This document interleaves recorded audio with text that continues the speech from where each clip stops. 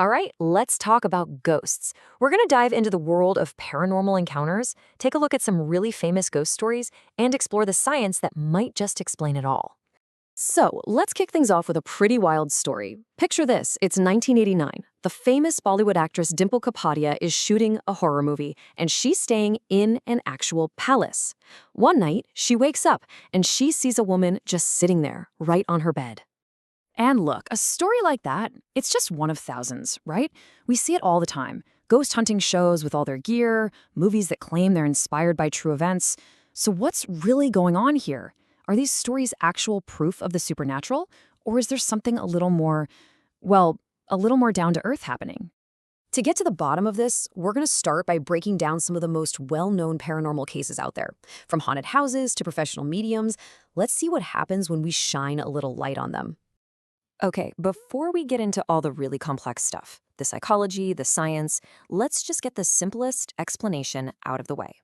A whole lot of the most famous ghost stories in history, they were just straight up lies. So let's dive into a few big ones where the truth eventually came out. It's pretty amazing how easily people can be fooled when they really, really want to believe. First up, the Fox sisters. These women were basically the rock stars of the spiritualist movement. People would pack into their seances to hear these mysterious rapping sounds, supposedly messages from the dead. The truth? Years later, one of the sisters came clean. Those ghostly sounds were just them cracking their knuckles and toes. Their entire career was a hoax, built on tricking grieving people. And then, of course, there's the big one, the Amityville haunting. The whole thing was a calculated lie. The guy who committed the original murders, he claimed ghostly voices made him do it, hoping it would get him off the hook. And the family that moved in later, they cooked up this terrifying story for one reason, to get a huge book deal. It was all about the money. Okay, so we've got the flat-out fakers. But here's the thing. Not everyone who has a paranormal experience is lying. Sometimes, the most powerful hauntings aren't happening in a house at all. They're happening inside our own heads. Now, this is where it gets really interesting. Let's talk about how Hollywood uses that little phrase, inspired by true events. Take the horror movie Veronica. The movie version? A girl plays with a Ouija board, gets possessed by a demon, and dies in 3 days. The real story? It's about a young girl named Estefania, who tragically suffered from what were likely seizures for months before she died. The paranormal stuff? The family only started reporting that after she passed, when her mother was understandably dealing with immense grief and anxiety. Big difference, right? But that leads to a really interesting question, doesn't it? I mean, okay, maybe one person's mind is playing tricks on them. But how can a whole family see the same ghost or experience the same haunting? Can a delusion actually be contagious? Well, believe it or not, the answer is yes. It's actually a documented thing in psychiatry called shared psychotic disorder. In really close groups, like a family under a lot of emotional stress, a powerful delusion held by one person can literally spread to the others. They start to share the exact same false reality. Okay, so we've covered deliberate hoaxes, and we've covered our own minds playing tricks on us. But what about the proof? You know, all that high-tech gear you see on the ghost hunting shows?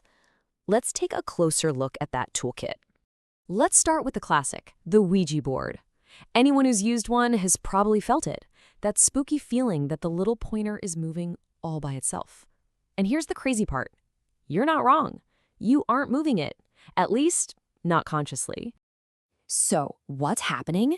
It all comes down to something called the ideomotor effect. It's basically your brain making tiny, unconscious movements for you. Your subconscious expects an answer, so your brain sends signals to your hand muscles to move the pointer to spell it out, all without you even realizing you're doing it. And you can actually feel this for yourself right now. Just hang a ring from a string, hold it as still as you can, and just think about it moving in a circle. You'll watch it start to move. That's not a spirit, that's your own brain, turning your thoughts into tiny movements. It's the exact same principle with an Ouija board. And look, science has actually tested this. It's pretty straightforward. They blindfold people using an Ouija board. Now, if a spirit was really moving the pointer, a blindfold wouldn't matter, right? But what happens? Every time the messages turn into total gibberish. That's because the person can no longer see the letters.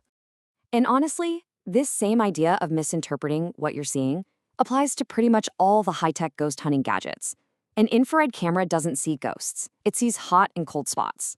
That ghostly orb, probably just a speck of dust.